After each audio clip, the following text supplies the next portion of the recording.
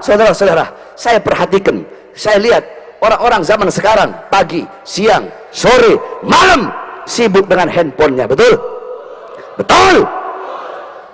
Mulai dari anak kecil umur 7 tahun, 6 tahun, 4 tahun, 5 tahun, 6 tahun, 7 tahun, 8 tahun, yang kecil, yang muda, yang tua, sibuk dengan handphonenya, saudara-saudara. Kasihan anak-anak kecil zaman sekarang, masa kecilnya, kebahagiaan-kebahagiaan, keceriaan-keceriaan masa kecil direnggut, direbut oleh handphone, saudara-saudara. Suami sibuk main handphone, istri sibuk main handphone. Suami istri hadap-hadapan, bukan ngobrol, sibuk main handphone kayak orang goblok. Hadap-hadapan kita main handphone. Iya kan? Iya kan? Iya. Kayak orang goblok, kayak orang bego.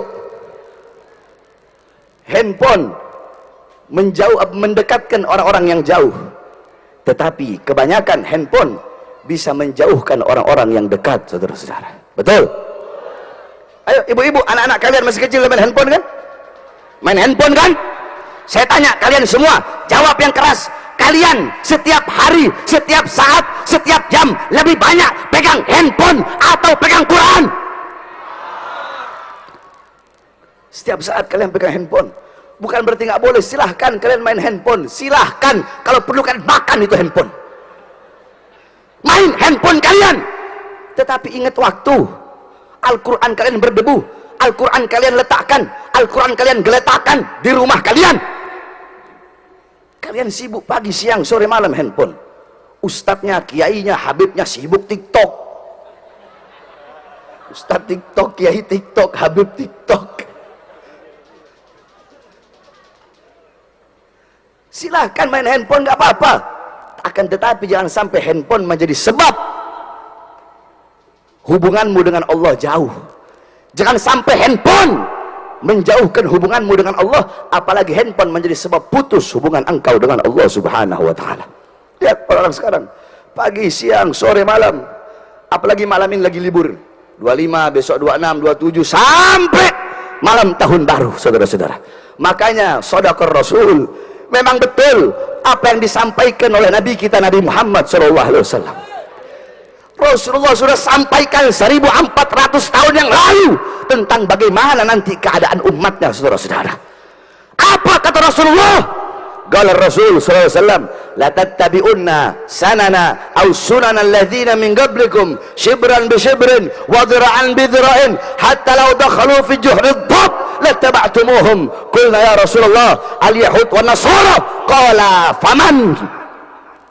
Kata Rasul, sungguh benar suatu saat nanti akan ada umat sesudah kalian, kata Rasulullah kepada para sahabat, yang dimana umat sesudah kalian itu mereka akan mengikuti suatu kaum sebelum mereka. Mereka akan ikuti kaum tersebut sejengkal demi sejengkal, selangkah demi selangkah, sehasta demi sehasta. Mereka akan ikuti umat-umat dan golongan-golongan sebelum mereka, sekalipun umat sebelum mereka masuk dalam lubang dob. Dob itu sejenis biawak, cuma dia bukan biawak. Kalau biawak itu warol, biawak itu hukumnya haram. Kalau dob hukumnya halal. Dia kalau biawak coklat, kalau dob agak kuning. Dob itu hidupnya di gurun, ekornya ada jari-jarinya, ada duri-durinya, itu dob. Nah, dob itu kalau bikin lubang agak masuk ke dalam, ke kanan, ke kiri. Nah, kata Rasulullah, sekalipun umat sebelum mereka masuk dalam lubang dob, maka umat setelah kalian akan mengikuti masuk ke dalam lubang tersebut. Kemudian para sahabat bertanya, siapakah golongan yang mereka ikuti, yakni kaum sebelum kita ya Rasulullah? Apakah Yahudi dan Nasara? Qulna ya Rasulullah al-yahud wa Nasara. Apakah yang mereka ikuti adalah orang Yahudi, orang-orang Nasrani? Qala, Rasulullah menjawab, faman, siapa lagi kalau bukan mereka? Coba kita lihat, saudara-saudara, pada malam hari ini ataupun nanti malam tahun baru, kau lihat yang paling banyak melacur, yang paling banyak mabuk-mabukan, yang paling banyak nongkrong, mabuk, berzina, berbuat dosa, berbuat maksiat, zina di pinggir jalan, mengadakan acara-acara disko, ikhtilat campur laki perempuan, telanjang di situ, ciuman di situ, peluk-pelukan di situ, mabuk di situ, narkoba di situ, kondom berjejeran. Yang paling banyak bukan anak-anak Nasrani, bukan anak-anak Buddha, bukan anak-anak Hindu, tetapi abnaul muslimin, anak-anak Islam, putra-putri Islam yang paling banyak berbuat dosa, yang paling banyak berbuat maksiat, baik di malam tahun baru, malam Natal, ataupun malam minggu setiap minggunya, saudara-saudara. Betul?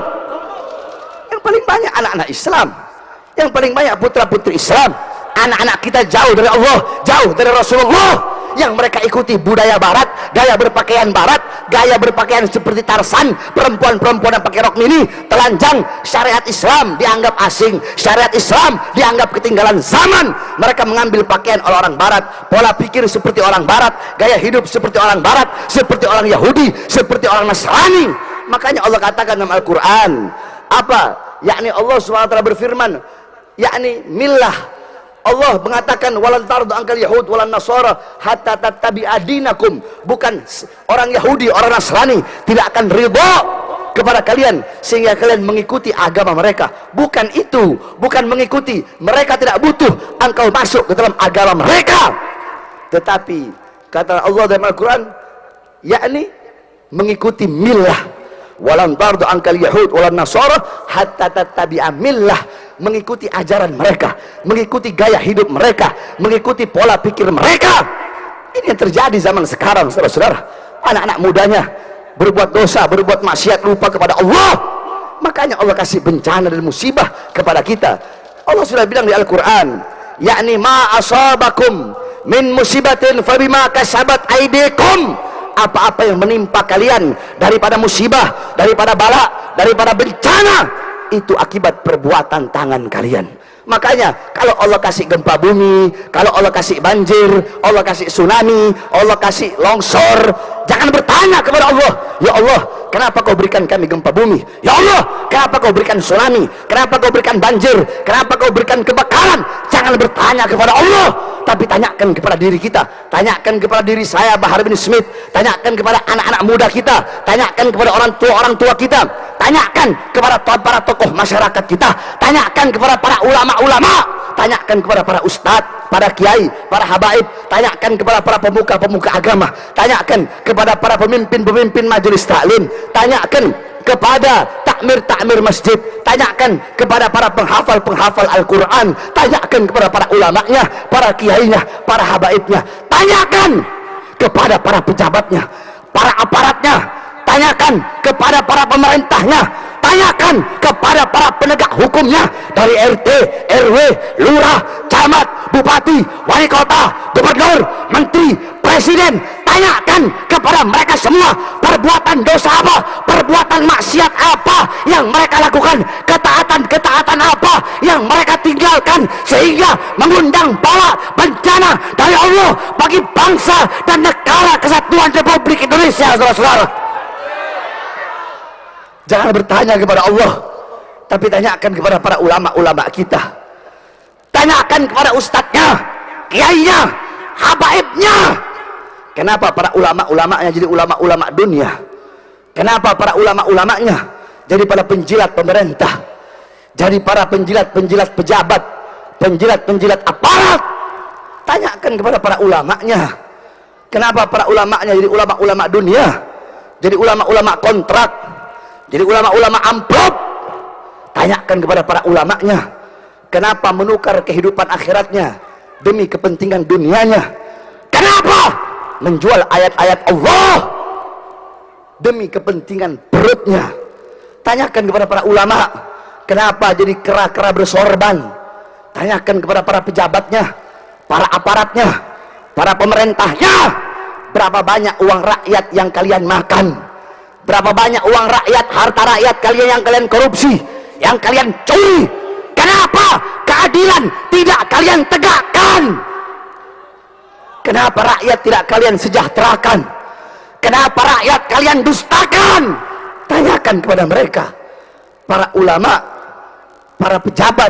Sebab hanya dua ini, saudara-saudara, bagus buruknya bangsa, baik rusaknya negara, tergantung dua ini, pejabat dan ulama. Ulamanya rusak, pejabatnya rusak, maka jangan harap bangsa dan negara kita bakal baik. Ulama rusak, pejabat rusak, maka pasti negara kita bakal rusak, saudara-saudara. Oleh karenanya, Pada kesempatan yang mulia ini kita doakan agar para pejabat Allah berikan hidayah, para ulama-ulama yang bengkok Allah jadikan ulama-ulama yang lurus, negara kita menjadi negara yang aman, negara yang tentram, negara yang sejahtera. Baldatun thayyibatun wa rabbun ghafur. Amin amin ya rabbal alamin.